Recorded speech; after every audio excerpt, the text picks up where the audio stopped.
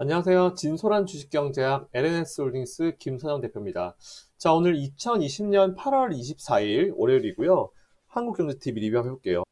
포트 실적 분석 그리고 리뷰를 했으니까 제목을 저렇게 달아서 한번 시작해볼게요. 자, 일단 오늘은 원래 이제 장기 투자자분들을 위한 날이잖아요. 근데 지난주 금요일 날 원래 해야 됐었던 부분을 시간 관계상 못 해가지고 오늘은 장기 종목과 단기 종목을 한꺼번에 이제 리뷰를 한번 진행해 볼 예정입니다. 자, 일단 지난주 금요일 기준으로요, 손실 중인 종목만 빠르게 분석을 해서 이제 리뷰를 해드릴 예정이고요. 수익권 종목은 사실 걱정은 잘 안 돼요. 뭐 어차피 수익권이니까. 근데 아무래도 손실 중이신 분들이 좀 더 걱정이 되실 것 같아가지고 오늘은 모두 최초 소개해드린 가격대 기준으로 지난주 금요일 기준 손실인 종목들만 모아가지고 한번 여러분들께 의견을 드릴 수 있도록 할게요. 자, 한번 제가 준비한 이미지 한번 보시죠. 자, 이거는 지난주 금요일 기준이에요. 지난주 금요일 기준으로 장기 포트로 소개해드린 종목에 대한 수익 손실률인데요. 여기 ICD가 빠졌습니다. 네, ICD를 빠뜨려가지고 오늘 그래도 방송 중에는 안 빠뜨리고 말씀을 드렸죠. ICD를 제껴놓고 나머지 종목들에 대한 손실률인데 현재 지금 보시면 코덱스 레버리지, 코덱스 코스닥 150 레버리지, 삼성전자, 그리고 셀트리온 헬스케어, 그리고 DB하이텍 정도 수익권이고요. SK하이닉스가 마이너스 9.59%. 오늘은 조금 올라가니까 손실률이 좀 줄어들긴 했겠죠. 자, 이 종목들이 현재 지금 우리 장기로 끌고 가고 있는 종목이다라고 일단 보시면 될 것 같고요. SK하이닉스 정도 의견을 좀 드리면 되겠죠. 우선 뭐 코덱스 레버리지, 코덱스 코스닥 150 레버리지, 뭐 삼성전자, 셀트리온 헬스케어, DB하이텍 그리고 ICD까지 나머지 종목들은 그대로 홀딩 포지션 취하시면 될 것 같고요. ICD 같은 경우는 없으신 분들이나 아니면은 뭐 비중을 좀 맞추지 못하신 분들은 오늘자 기준으로 추가 매수, 신규 매수도 가능하다라는 말씀 드리겠습니다. 자, SK 하이닉스 좀 볼게요. 사실 SK 하이닉스가 좀 제일 걱정이에요. 장기 투자 종목 중에 제일 걱정인 종목이었는데 보니까 2분기 실적이 33.4%가 나왔어요. 그리고 영업이익이 205.3%가 나왔고 당기 순이익이 135.4%가 나왔습니다. 그래서 사실은 약간 좀 고민했어요. 이제 SK 하이닉스를 빼고 이걸 갖다가 삼성 전체적으로 좀 몰아서 갈까 뭐 그런 걱정도 했었는데 그냥 SK 하이닉스 유지를 하는 걸로 하겠습니다. 뭐 삼성전자와 둘이 매력이 다르기 때문에 일단 SK 하이닉스도 그대로 홀딩하시는 전략을 취하시면 될 것 같고요. 혹시 비중이 10%안 되시는 분들은 신규 매수, 추가 매수 가능 의견도 드릴 테니까 혹시 없으신 분도 좀 길게 보시고 장기 투자하시는 분들 SK 하이닉스 매수 가능하다라는 좀 말씀드리겠습니다. 자, 그리고 단기 종목들 봐야겠죠. 단기 종목들 한번 현재 상황을 보겠습니다. 자, 현재 지금 이게 우리 단기 포트로 소개해드린 종목의 어떤 현재 상황인데요. 일단은 수익난 종목을 제외하고 지난주 금요일 기준으로 손실난 종목만 한번 확인해 볼게요. 참고로 이제 일주일에 3%로 우리 금요일 날은 일주일 3%로 소개해드린 종목이잖아요. 일주일에 지금까지 3%가 보통 이제 달성이 되면은 절반을 수익 실현하고 절반을 그대로 가지고 있는 포지션인데, 그리고 제가 뭐 캠트로스나 인텍플러스나 CS윈드는 전량 다 매도하시라고 제가 말씀드렸던 부분이고, 자, 그런데 현재 지금 전체 소개해드린 종목 중에 3% 달성도 못하고 지금 아직까지 손실권인 종목은, 유일한 종목은 KC텍 하나인 것 같아요. 자, KC텍 일단 보겠습니다. 2분기 실적을 제가 봤어요. 그랬더니 매출액이 31.84%, 그리고 영업이익이 11.71%, 그리고 당기순이익이 61.47%. 일단 실적 잘 나왔거든요. 일단 우리 KC텍을 차트를 좀 보면서 설명드릴게요. 자, KC텍입니다.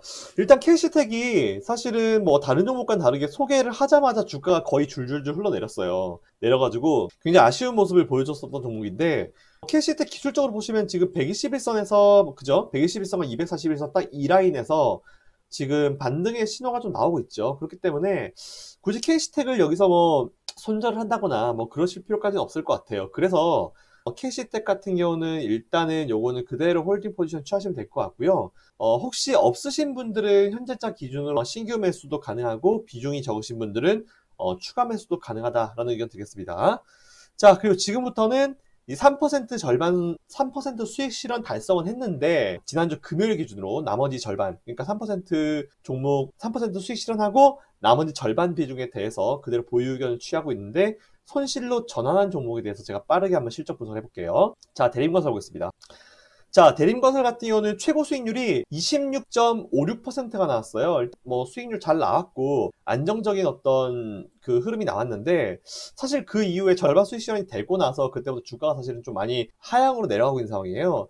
2분기 실적을 보니까 매출액이 4.56% 밀렸고, 그리고 영업이익이 1.13% 올랐고, 당기순이익이 4.01% 올랐습니다.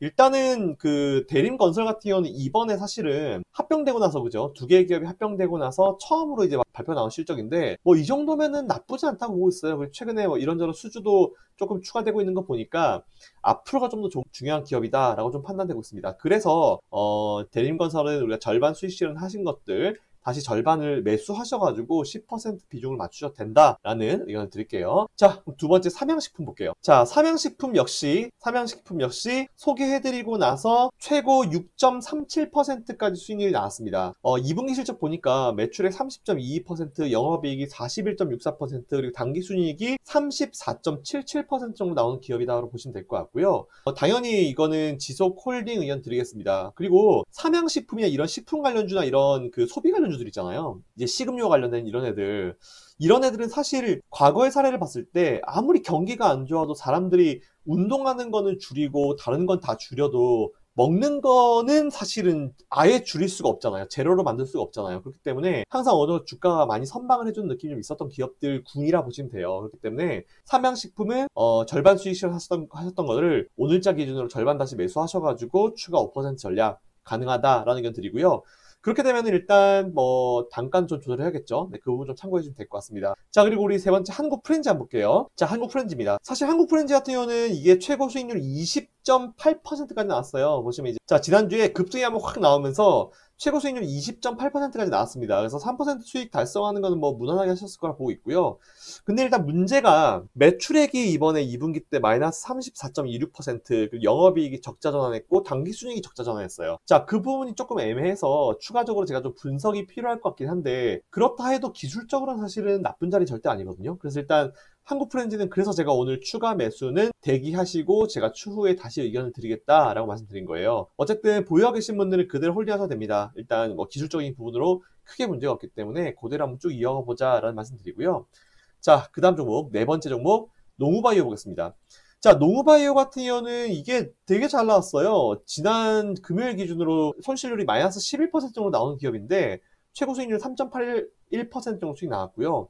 2분기 실적을 보니까 매출액 8.53% 증가했고 영업이익이 마이너스 37.55%, 그리고 당기순이익이 마이너스 46.33%. 영업이익과 당기순이익이 좀 줄긴 줄었지만 그렇다 해도 사실 뭐 당장 매도하고 나갈 만한 그런 부분까지는 아닌 것 같아요. 농우바이오는 뭐 3분기, 4분기까지 쭉 봐도 될 기업이다라고 일단 보고 있는데, 우선은 기술적으로 오늘 시장이 턴어라운드 하는 가운데 주가도 양봉을 만들어주면서 턴어라운드 하려는 모습이 보이니까 농우바이오는 절반 수익 실현했던 거를 오늘자 기준으로 절반 다시 매수하셔가지고 추가 5% 가능하다. 그래서 비중을 10%로 맞추셔야 된다. 자, 그 다음에 DR젠 한번 볼게요. 자, DR젠 같은 경우는 처음에 소개해드리고 최고 수익률 4.95%까지 나왔고요. 지난주 금요일 종가 기준으로 마이너스 15.99%인데, 이번에 2분기 실적을 보니까 매출액이 191.92%, 영업이익이 1036.53%, 그리고 당기순이익이 861.83%라는 어떤 그 실적이 나왔습니다. 실적 굉장히 잘 나왔죠? 자, 일단 실적 굉장히 잘 나왔는데 보시면은 사실 얘도 지난주 화요일, 목요일 날 한번 크게 좀 눌렀었던 경향이 좀 있는 것 같아요. 그래서 아무래도 DR젠 같은 경우도 이것도 기업에 대한 문제보다는 지수가 밀리면서, 시장이 밀리면서 같이 영향을 받았다라고 보는 게 정확한 팩트인 것 같습니다. 그래서 DR젠 같은 경우도 일단 그대로 보유하고 계신 분들, 5% 비중, 절반 비중 가지고 계신 분들은 오늘자로 비중 절반을 다시 추가하셔가지고 단가를 좀 낮추시면서 10% 비중을 맞추시라는 의견 드릴게요. 자, 그리고 마지막으로 화성산업 보겠습니다. 자, 화성산업 같은 경우도 보시면 아시겠지만 화요일날, 목요일날 장대음봉이 떨어지죠. 이거 자체가 아무래도 이제 시장이 망가지는, 시장이 좀 크게 조정을 받은 게 지난주 화목이었잖아요. 그래서 이것도 시장의 영향을 그대로 받았다, 그대로 이제 얻어맞았다라고 보는 게 맞는 것 같습니다. 자, 이 종목도 지난주 금요일 종가 기준으로 9.24% 정도 손실률이 나왔고요. 이것도 우리가 뭐 딱히 크게 걱정할 필요까지 없을 것 같아요. 일단 보니까 실적을 보니까 매출액 39.7%, 그리고 영업이익이 94.66% 나왔고요. 그리고 당기순이익이 47.21%가 나왔습니다. 일단 실적 괜찮게 잘 나왔기 때문에 화성산업 같은 경우도 오늘자 기준으로 지난번에 이제 했었던 그 비중을 추가하시면 될 것 같고요. 혹시 없으신 분들은 신규 매수도 가능하고 비중 적으신 분들은 추가 매수도 가능하니까 그 부분 참고하시면 될 것 같습니다. 자, 실적 분석은 여기까지고요. 일단 시장 얘기 잠깐 좀 해볼게요. 일단 지금 시장에 크게 뭔가 호재성 이슈가 두 가지가 있죠. 빠르면 이번 주 발표된다고 하는 공매도 중지기간 연장, 뭐 6개월 정도 연장되는 게 지금 거의 그 가능성이 크다고 그러고요. 6개월 연장되면 내년 3월 중순까지 연장이 되는 거잖아요. 근데 잘 아시겠지만 이제 공매도가 연기가 되는 게 중요한 게 아니고 그 연기되어 있는 그 기간 동안에 뭔가 개인과 외국인 기관 간의 어떤 공정한 거래에 대한 어떤 방법이 나오든지 아니면은 이 시스템의 어떤 지금 조금 이제 오류 같은 부분들을 좀 고칠 수 있는 그런 상황이 좀 만들어져야 돼요. 만일 그런 그 부분들을 뭐 한 2, 3개월 안에 고칠 수 있다, 뭐 개편할 수 있다, 이렇게 하면 2, 3개월만 솔직히 상관없어요. 근데 여기서 중요한 포인트가 뭐냐면은 이번에 공매도 중지 기간이 연장되잖아요. 근데 여기서 만일 한 번 더 연장을 되기를 바랄 수는 없을 것 같아요. 아마 제가 봤을 때는 이번 연장되는 게 특별한 어떤 이슈가 있지는 않는 이상 더 이상 연장될 일은 없을 것 같고요. 그 사이에 우리 개인들도 뭔가 좀 더 이제 포지셔닝상으로 잘 꾸려놔야 될 것 같고, 그리고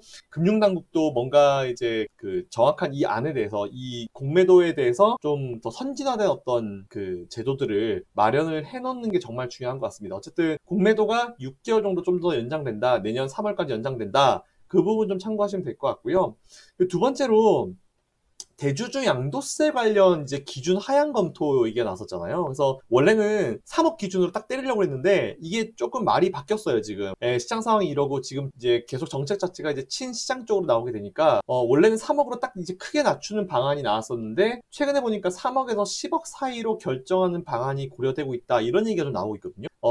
제가 바라는 거는 지난번이랑 뭐 별 다른 거 없이 그냥 똑같이 하고 그게 좀 더 유보가 되는 방안을 좀 되었으면 좋겠다, 그쪽 방안으로 되었으면 좋겠다라는 게 사실 제 의견인데, 어쨌든 뭐 그 부분이 어떻게 될지 모르겠습니다. 일단 지금 현재 10월달 정도에 보면은 이 개편안 관련해가지고 이제 발표가 있다고 해요. 그러니까 그 사이에 이제 여러 가지 검토가 있었는데 그 검토에 대한 결과 발표가 10월 중에 있다고 합니다. 그러니까 이게 어떻게 될지는 그때쯤 보면 될 것 같은데, 만일 공매도 중지기간 연장 뭐 빠르면 이번 주 발표된다고 하고 10월 중에 대주주 양도세 기준 하향 검토에 대한 부분이 일정 기간 유보하겠다 라는 얘기가 딱 나오면은 이 두 개는 시장에 굉장히 좋은 호재성 이슈가 될 수 있어요. 그러니까 그 부분 참고하시면 될 것 같습니다.